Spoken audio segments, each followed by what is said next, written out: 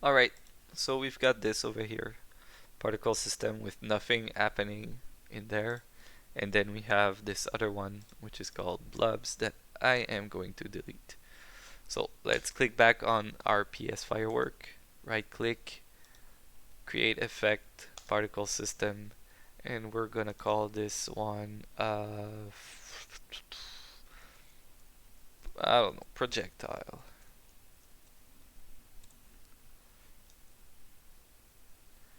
And uh, if we click restart, now it's shooting these particles over there. Let's disable the shape. Oh, you know what? Actually, let's keep the shape. The radius, let's set it to 0. And we're actually doing the firework for real now. Rotation, let's set it to -90. You can change it here, or you could rotate the actual object in the scene.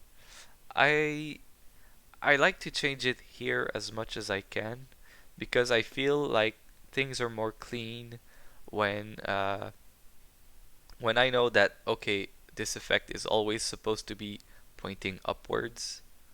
Then it's cool if all the transform is also always the same. So if I don't know, for whichever reason, I'm working and then at one point I accidentally rotate some stuff and everything is kind of messed up, and like I don't know, I changed it like 30 minutes ago and my control Z cannot get all the way back there, then I know that simply resetting everything to 0 aligns everything properly. So that's one way I like to keep my stuff clean. So obviously, a firework works is like there's one projectile that shoots up, and then it explodes into many little sparkles. So this our projectile will be kind of like the main thing that controls where the explosion is gonna happen. Let's just move it back down to uh, 0, 0, 0. And right now it keeps spawning, but we're gonna put a rate of 0 particles and a burst of 1. And I'm gonna lower this number over here to 1. Yeah, I guess 1 is good. Alright, so um, we can sort of put this aside. I'm gonna go back on PS Firework 01. I'm gonna right click and create another effect. So now it's underneath, they're like siblings. This one is gonna be called explosion. And for our explosion, we'll want a radial movement. So as I explained earlier, we can simply change the shape to a sphere.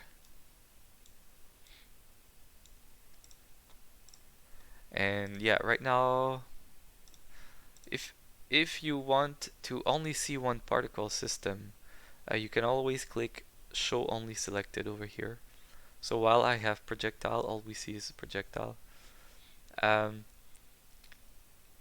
a projectile, would move faster than this, so and it wouldn't last like 5 seconds, or maybe for the sake of the exercise, we want to speed things up a little bit more. So I'm gonna put this to a value of 1. Start speed, I'm gonna set it to 10, or maybe 15. And just to fake gravity, I say fake because everything is fake, it's all trickery. We're not actually making a real firework. We're just trying to replicate real world behaviors. So I'm gonna fake some gravity by using the gravity over here. So now the projectile slows down as it's about to reach its peak. I guess now that it's slowing down, it doesn't reach the same height anymore. So maybe I can give some more speed, set it up to 20, or maybe, yeah, maybe 18, because we still want the explosion to appear in against the dark background. Alright, so we have this. I'm gonna explain later how we can tie the explosion with the projectile. So this is the explosion over here. Right now, obviously it's not set up properly because same thing, it's emitting at a rate of 10 and we don't want that. We want many particles to shoot at the same time. 30 is not a lot. I'm gonna say something like 150. And people, this is where, depending on your computer, it might get really slow. And I don't want them to last 5 seconds. I'm gonna say a random number between, I don't know, 0.5 and 1.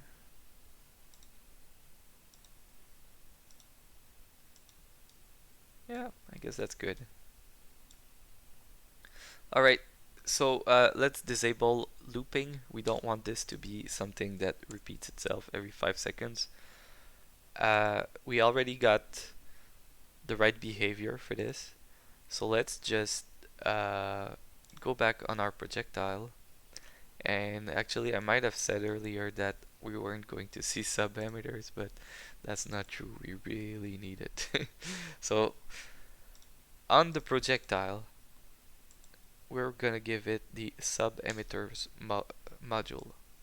So what a sub emitter is that um, the particles of this particle system of the projectile are going to emit other particles, and we're gonna make it so that what it emits is the explosion. So by default, Unity is gonna know that it has to stop emitting explosions down here and that they must only be emitted from the projectile. So it's very simple. We have different options over here for when it's supposed to spawn. If we set it to birth, it's simply going to keep spawning particles as long as it's alive. We want to put it to death. So when this projectile dies, when it disappears, it spawns explosion.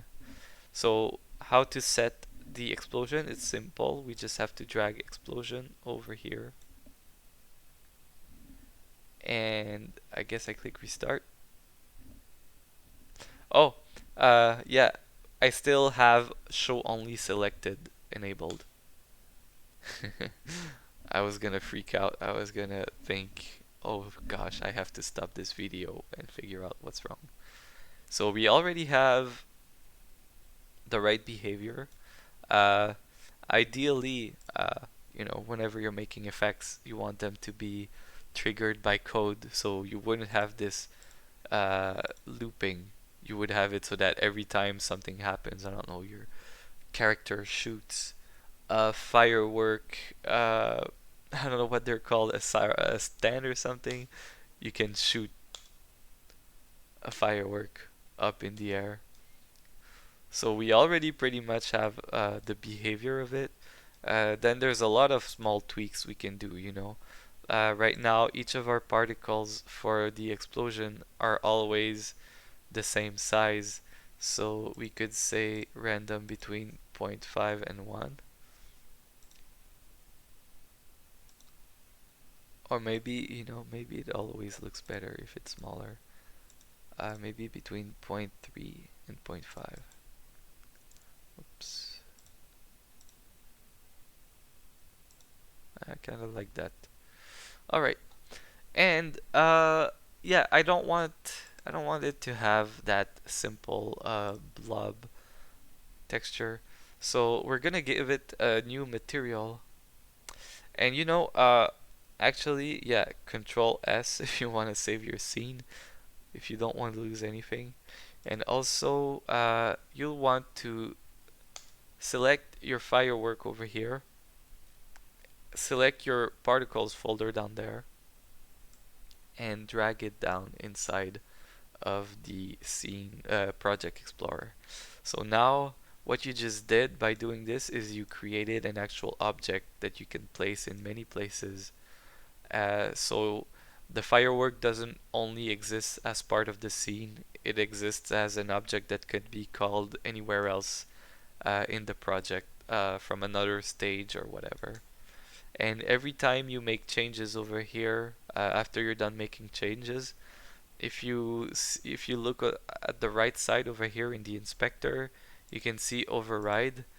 Let's say, for example, that I change my projectile to be this color. Now, if I click restart, it's yellow.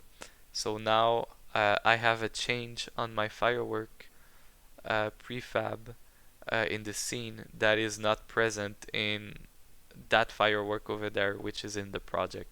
So I want to click override apply all.